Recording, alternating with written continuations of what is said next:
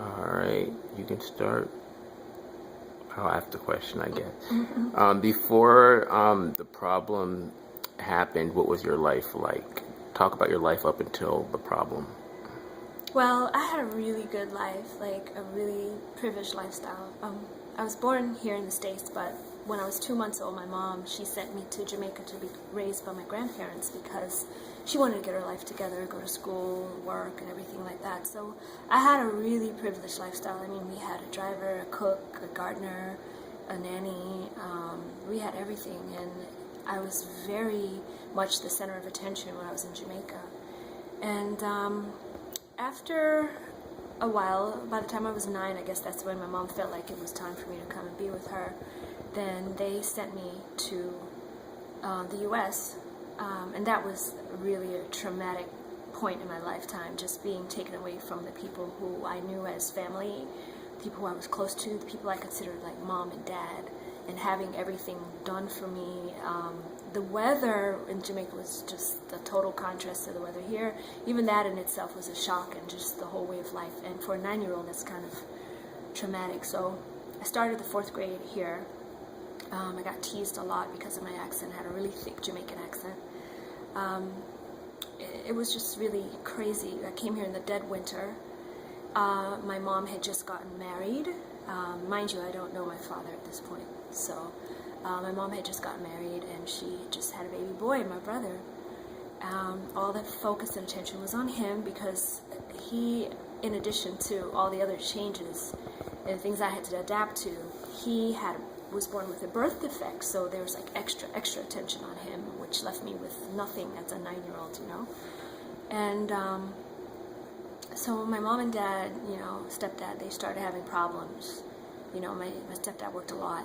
He was a DC police officer, and he worked like weird hours, and then there's infidelity. It was pretty rough. The whole adjustment was just rough. So my grandmother, I guess my mom saw that, the change was affecting me in a bad way. So she invited my grandmother up to live with us for a little while. So my grandmother would come like for 3 to 4 months at a time and just spend time with me. And I would go around with my grandmother. We became closer than ever. So she would be going back and forth. And then eventually her husband, my grandfather, died. He had Parkinson's. So she decided to move here because she had really bad diabetes. And she had her knee amputated while she was in Jamaica, and so she came here to live, and I would just hang out with her. I would be working like different odd jobs, telemarketing jobs, things like that while I was in school. She got really sick, and she had kidney failure and a heart attack, and she passed away when she was 72. And that was like crushing for me. I mean, I went into the morgue and I saw her dead body there. It was like my world ended. That was my mom, that was my spiritual mother. My world just totally ended. And my mom and I, my real mom and I, we didn't really have such a close relationship because there wasn't a bond, from birth and bringing me up. She didn't do that. So yeah, therein lied the problem, and my mother and I, we just kind of grew apart. By the time I was 18, she was divorced from my son's father, and then by the time I was 18, she got remarried to some guy that we didn't even know, and she moved away. So that resulted in another problem of me not having a place to stay. I was 18 and pretty much homeless.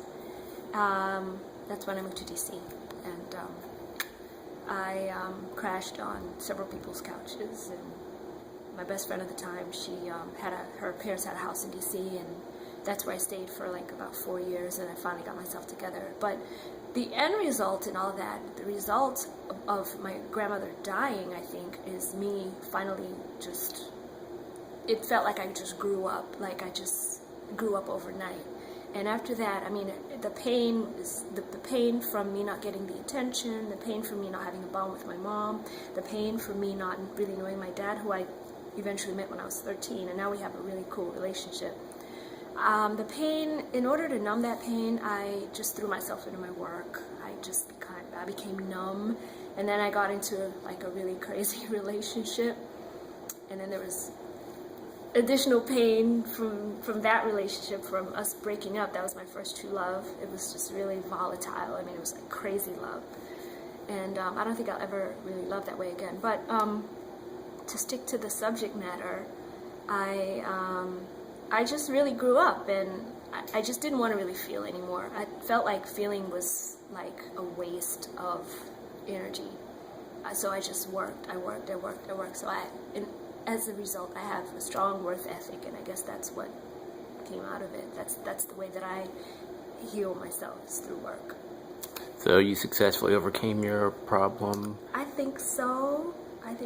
Even though I feel like sometimes I could benefit from opening up myself a little bit more and actually allowing myself to feel certain things. But right now I just don't like the way that feels, so I just continue to work. Maybe one day, maybe I'll go off to some retreat or, some kind of self-healing thing. Everybody needs it, I guess. Everybody, at the end of the day, everybody needs to be healed. Right. Well, thank you. Thank you so much for your comeback story. Sure. We just get a long shot. There we go. And that was easy, wasn't it?